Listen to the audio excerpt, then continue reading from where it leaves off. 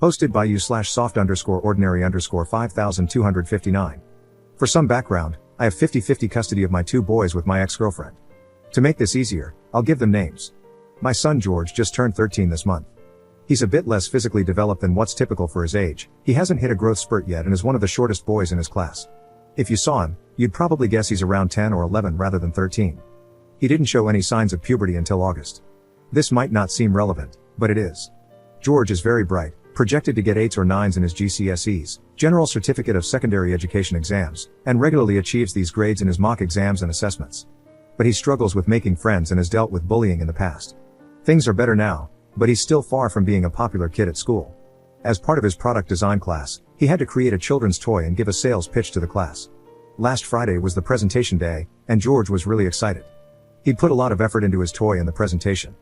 That's why I was shocked when I got a notification from the school app saying George had been given a C3, after school detention, something he's never received before. The reason? He'd refused to participate in class and didn't do his presentation. Since they're not allowed phones during school hours, I couldn't message him to ask what had happened. When I picked him up, I could tell immediately that he was upset. I asked him what happened and why he didn't do the presentation. At first, he was hesitant to explain. He said he didn't refuse the presentation. When it was his turn, he asked to go later. His teacher said no and that he had to do it then or get a C3. George said he couldn't do it now, but didn't explain further when asked, so he was given the C3. I was still confused as to why he didn't want to present when asked, so I kept pressing him, worried that maybe he was being bullied again. Eventually, he told me the real reason. If you're a guy, you'll understand, but he randomly had an embarrassing thing happen down there, and, no matter what, it wouldn't go down. With that information, I think George's request was perfectly reasonable. He didn't refuse to do the presentation, he simply asked to do it a little later. Obviously, he didn't want to explain the reason in front of the whole class when the teacher asked him. His mom was really angry with him for getting the C3 and confiscated his Xbox. I tried explaining what happened and said I didn't think George was wrong. Since it was my week, I decided I wouldn't support the detention and would pick him up at the normal time. When I told his mom, she looked disgusted and said something like, "Why did he even have one in class to begin with?" I explained that it can randomly happen, especially in early puberty, and doesn't always relate to dirty or intimate thoughts, which is what she was assuming. She replied, "Well, I'm not sure that's true," dismissing what I said. So I told her, "You might not be sure, but I am." She insisted that we needed to present a united front, along with the school, and that by going against her, I was sending George the wrong message. I asked why her way of handling it was automatically right and why I should be the one to concede. It escalated into a big argument, which we haven't had in years. We aren't friends, but we usually get along fine, and she's usually reasonable. She's saying she is going to punish him for refusing when it's her week with him next week and that I am being a jerk for going against her.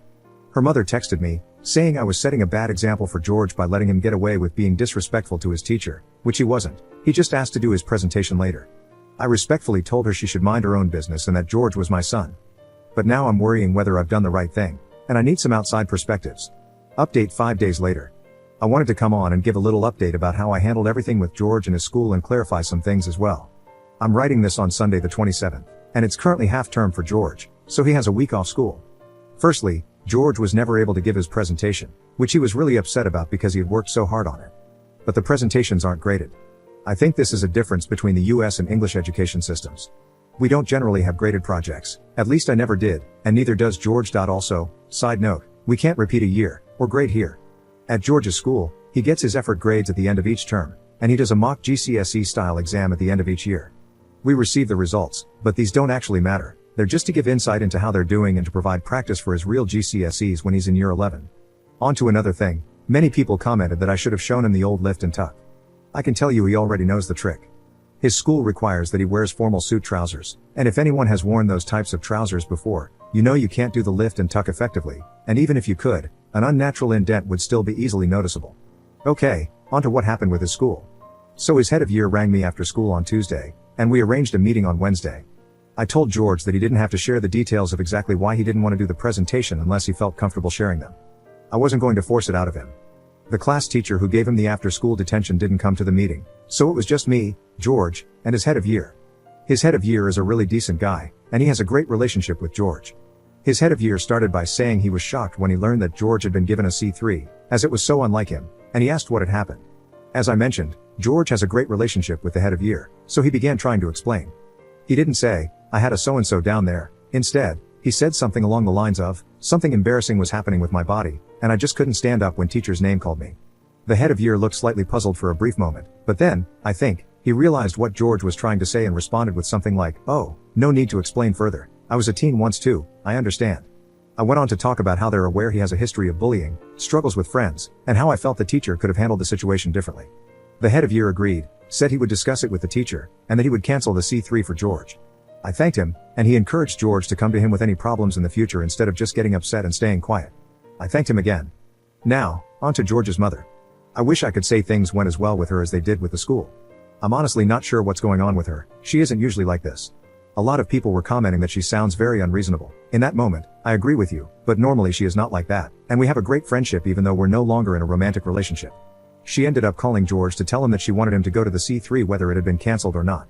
George rightly said that was ridiculous and that he wasn't going to do that. They both ended up having a huge argument.